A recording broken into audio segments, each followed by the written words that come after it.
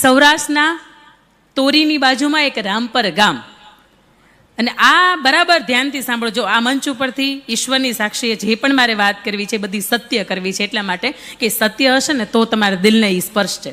કે દાતારી કેવી હોય, માત્ર લોકોને તન અને મન અને ધનથી સમય આપતા, પોતાનું ધન ખર્ચતા જોયા છે, પણ એક દાતારીને તમે આવત પણ વાત સાંભળી જાઓ ને તો તમને વડવાઓ પ્રત્યે એક માન જાગે. નહીં, આવા વડવાઓ હતા, અમે એના સંતાનો છીએ. આ પાટીદારનો કઈના જે કોલર ઊંચો કરો છો ને એ ડબલ ઊંચો થાય. દાતારીની મારી વાત કરવી છે ત્યારે તોરી રામપર ગામ, એ ગામની અંદર રામજી પટેલ નામના એક ખેડૂત, એ ખેડૂતના પત્નીનું નામ નર્મદાબેન, અને એમને એક દીકરો, એનું નામ ડાયો, ખૂબ ડાયો, વ્યસન નહીં, કોઈ મગજમારી નહીં, અને ખૂબ ડાયો. ઘરનું થાય એટલે લગ્ન થયા, વહુ ગંગા પરણીને સાસરે આવી, ગામની અંદર આવી, અને વહુ પણ એટલી બધી ડાય, એટલી બધી કહિયાગરી, રૂપની એટલી બધી અપ્સરા જેવી, અને મહેમાનોને તો ચા પાણી પીધા વગરના જવા ન દે. ગામ આખાની અંદર વખાણ થાય કે વહુ મળે ને તો આ ગંગા જેવી મળે. પણ બને છે એવું કે ઘર પરિવારની ઉપર જ્યારે તમારું બધુંય સારું ચાલતું હોય ને ત્યારે કદાચ કાળચક્રની ગતિ થોડીક બદલતી હોય. ગામના લોકોની 5 જે નશેડા વ્યક્તિ હતા એમની એની ઉપર નજર લાગી, અને રોજ ડાયો વાડીએ જાય બળદગાડું લઈને. એટલે ડાયાને એવું કે થોડીક વાર ઊભો રહે, આ 2-4 ગાંજાની લટ, આ શર્ટ છે એ મારતો જા. પેલો ડાયો છે એ રોજ એવું કે કદાચ 5 નહીં 50 રૂપિયા હું ધર્મના કારમાં વાપરી નાખું ને તો હજી મારા બાપાને પોસાય, પણ આ 5 રૂપિયા નહીં, 1 રૂપિયો હું આની અંદર લતની અંદર કે આ ગાંજાની અંદર કે વ્યસનની અંદર વાપરું ને તો મને પોસાય નહીં, મારા બાપા મને મારે. એટલે કે અત્યારે તું તો હાવ બાયલો છો, લગ્ન થઈ ગયા ને તારા બાપા મારે? તો કે હા, મારા બાપા મને મારે.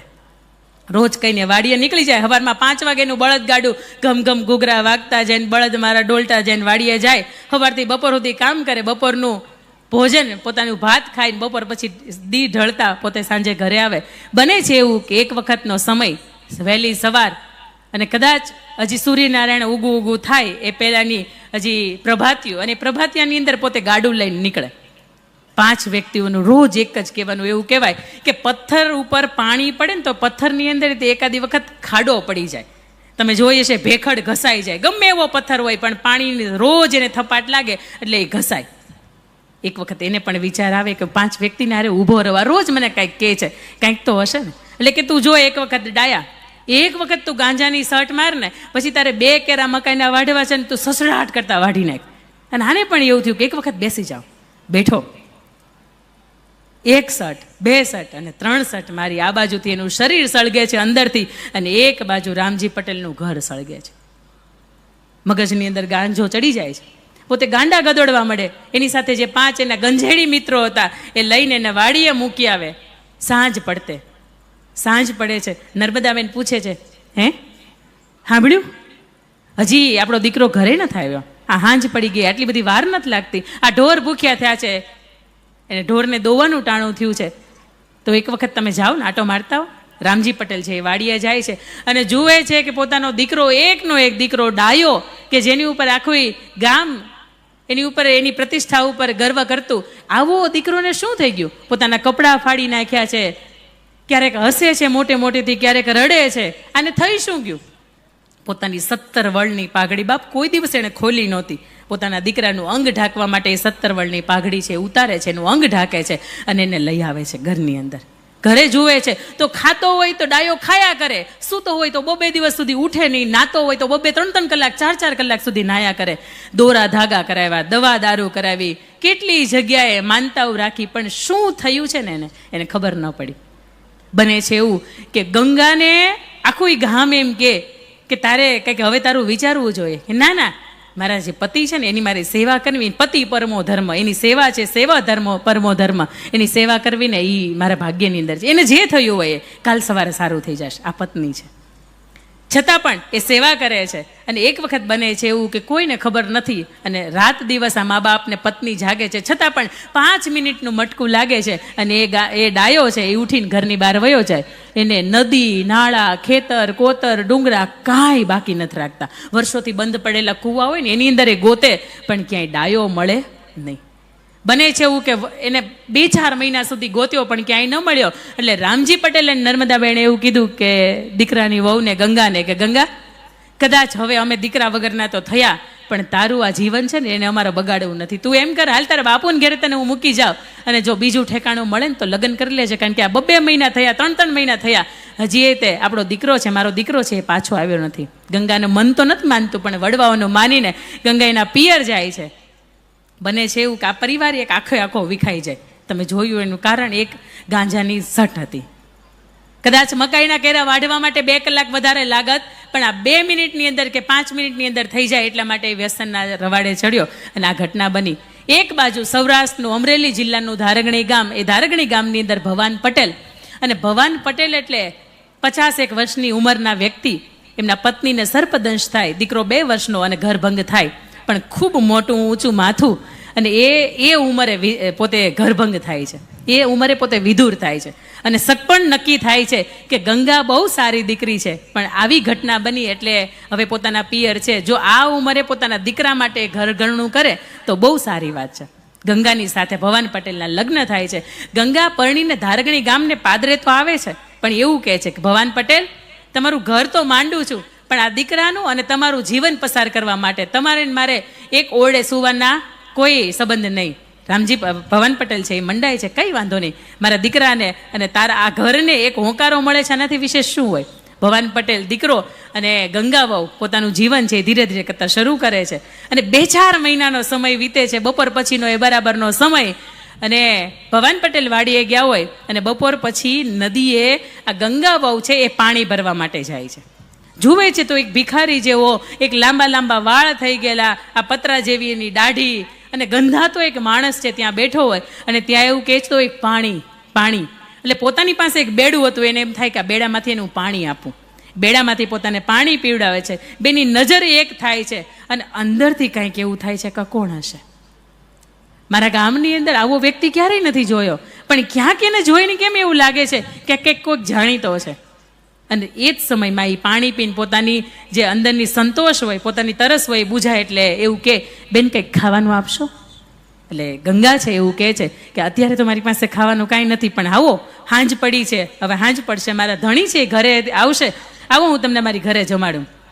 પોતે બેડું લઈને ઘરની અંદર પ્રયાણ કરે છે, ધારગણી ગામ, અને પોતાના ગામની બરોબર મધ્યની અંદર પોતાનું ઘર, અને એ સમયમાં મહેમાનને ખાટલો ઢાળી દે છે. મહેમાનને ત્યાં બહાર પેલો ગાંડા ઘેલો વ્યક્તિ છે એને બેસાડે છે. સાંજ પડે છે, દિયાત્માનો સમય, અને ભવાન પટેલ ઘરે આવે છે. ભવાન પટેલને એવું કે બહાર કોઈક મહેમાન આવ્યા છે, તમે બેસો ને એની સાથે. બેસે છે, સાંજે વાળું કરે, સાથે જમે. પણ એવું કહેવાય કે હજી કોઈ પણ મહેમાન આપણી ઘરે આવ્યું હોય અને હજી જમવાને વાર હોય, સાંજની વાળુંને વાર હોય, તો એ પહેલાં આપણે કંઈક મહેમાન ગતિ માટેને ચા, પાણી, ઠંડુ શરબત આપણે કંઈક આપીએ. અને એ સમયની અંદર આજથી 150-200 વર્ષ પહેલાંની આ ઘટનાની હું તમને વાત કરું છું. ત્યારે દહીં અને દહીંની અંદર સાકર ઘોળીને આપણે મહેમાનોને પાતા. આપણે ગવઢિયાઓ, આપણે વડવા હોય ને તો એને તમે પૂછજો, એ તમને આ વાતમાં હોંકારો આપશે કે હા, આ બેન બોલે છે એમાં વાતમાં તથ્ય છે. એ માણસ છે એને દહીં ઘોળે છે, ને એની અંદર સાકર પાય છે, ને એ માણસ ઘસઘસાટે ઊંઘી જાય છે. સાંજે ભવાન પટેલ આવે છે, જુએ છે કે મહેમાન ઊંઘી ગયા છે, કંઈ વાંધો નહીં. ભવાન પટેલને ગંગા અંદર બોલાવે છે. સાંભળો ને, મેં આજ સુધીમાં તમારી ઘરે આવ્યા પછીમાં કોઈ ભૂલ નથી કરી, તમને સાચવા છે, દીકરાને સાચવો છે, પણ મારે તમારી પાસેથી એક વાત કહેવી છે, મારે તમારી પાસેથી કંઈક માગવું છે, તમે મને આપશો? ભવાન પટેલ કહે છે હા બોલો ને. પેલો માણસને જોયા પછી મને એવું લાગે છે કે કદાચ એના વાણી ઉપરથી, એના વર્તન ઉપરથી, એની લાગણીઓ ઉપરથી, એની આંખીઓ ઉપરથી મને એવું લાગે છે કે મારું આગલું ઘર છે. મારે સાંભળવું છે એ કે તમે એક વખત એને જઈને પૂછો એનું નામ શું છે, એનું ગામ શું છે, એનો પરિવાર કુટુંબ કોણ છે. એક વખત તમે એને જઈને પૂછો, અને જો એ જેવું પણ હોય એવું મને કહો. મારે અહીંથી જતું રહેવું એવું નથી, હું તમારા જ ઘરે રહીશ, પણ મને અંદરથી એવું થાય છે કે મારું આગલું ઠેકાણું છે. ભવાન પટેલ છે એ ઈશ્વરની સાક્ષીએ બહાર જાય છે, એને પૂછે છે કે મહેમાન તમારું નામ શું? એટલે કે છે ડાયો. તમારું ગામ શું? તો કે તોરી રામપર. તમારા બાપુનું નામ શું? તો કે રામજી પટેલ. મારે તો એક વહુવારું છે, એનું નામ ગંગા છે, ખૂબ ડાઈ છે, અને એ મારી વાટ જોતી હશે, પણ હું અત્યારે ક્યાં છું, આ ઠેકાણું કયું છે?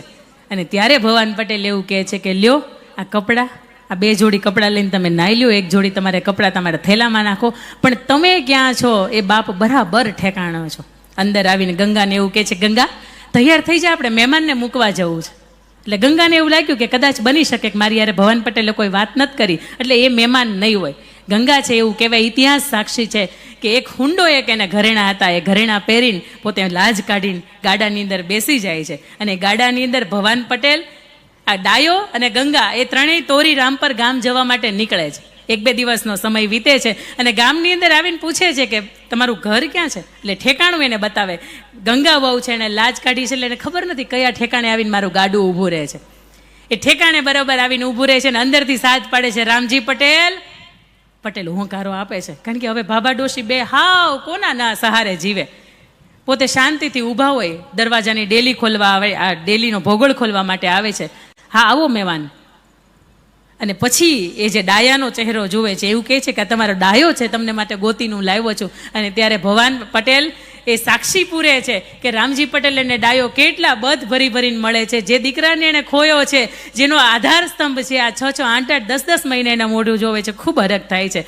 અને એવું કહે છે કે બપોરનું ટાણું થયું છે, મહેમાન રોકાઈ જાઓ, મારા બેન સાથે નથી આવ્યા. અને ત્યારે ભવાન પટેલ એવું કહે છે કે તમારા બેન નહીં, પણ મારાય હવે કદાચ બેન થાય, હું તમારી વહુવારુની સાથે લઈને આવ્યો છું. ત્યારે એ ગંગાનો હાથ છે એ ડાયાના હાથની અંદર સોંપે છે. ગંગા ભવાન પટેલને સવાલ પૂછે છે કે તમારું ધારગણી જેવું ગામ, એ ગામની અંદર તમારી કેવી ઇજ્જત, તમારું કેવું ખોરડું, આ 2 વર્ષનો દીકરો બધાય મને પૂછશે કે આ ઘરને વાળનારી મારી માં, આ ઘરના પાણીયા ભળનારી આ બધી ક્યાં ગઈ, તમે શું જવાબ આપશો? અને તે દિવસે ભવાન પટેલ એવું કહે છે કે વર્ષો પછી હું આ ગાડા કેડે, આ વાડીના કેડેથી અહીંથી નીકળીશ અને વર્ષો પછી તારા અને ડાયાના સંતાનો રમતા હશે અને એને જોઈને મારું આ હૈયું છે ને ઠરશે ને મને એમ થશે કે નહીં, આ જે સમયે જે મને બુદ્ધિ, આ લક્ષ્મીનારાયણ દેવે મને જે બુદ્ધિ સુજાડી ને બરોબર સુજાડી હતી. અને એ પછી ભવાન પટેલ છે ખાલી ગાડું લઈને, ભર્યું ગાડું મૂકી આવ્યા ને પોતાનું ખાલી ગાડું, પોતાનું જીવનની અંદર ખાલીપો છતાંય લઈને આવતા હોય ને ધારગણીનું પાદરની અંદર કાળિયા ઠાકરની ધજા છે ને એ પણ એને સલામી ભરતી હોય કે બાપ તે બહુ ઠેકાણું બરોબર કર્યું, તે બહુ નિર્ણય બરોબર કર્યો અને તે બહુ બરાબર કામ કર્યું. આ ભવાન પટેલનો 2 વર્ષનો દીકરો હતો, એનું નામ નરસિંહભાઈ. એમનો દીકરો રણછોડભાઈ, એમના દીકરા છગનભાઈ, એમના દીકરા રાજેશભાઈ અને એમની 6ઠી પેઢીની વારસદાર દીકરી એટલે હું.